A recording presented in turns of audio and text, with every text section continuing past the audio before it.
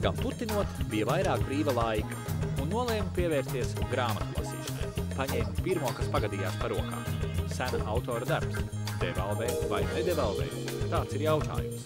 Grāmatā bija piemērs par melnā zelta republiku, kurā gan labi auga banāni, bet netrūka arī naftas un dzelzceļos.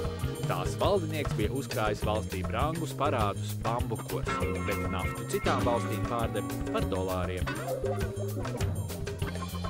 Melnā zelta republika tērēja vairāk nekā pelnīja, un valdinieks, saprastams, ka ziepes būs, devalvēja bambukus par 100%.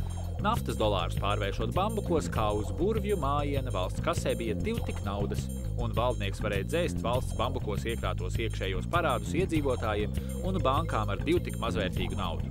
Līdzās Melnā zelta republikai atradās Zaļās zemes republika, bez naftas, bet ar ošu gatvēm un ziliem ezeriem ielējās. Redzot, cik labi kaimiņiem izgāja ar bambuku devalvāciju, arī viņi nolēma darīt to pašu ar saviem ozoliem. Zaļās zemes republika devalvēja valūtu, un izrādījās, ka no Melnā zelta republikas pirktajam benzīnam vajadzēja 2 reiz vairāk ozolu. Mašīnas no ielām pazuda un mājās kļuva augsts.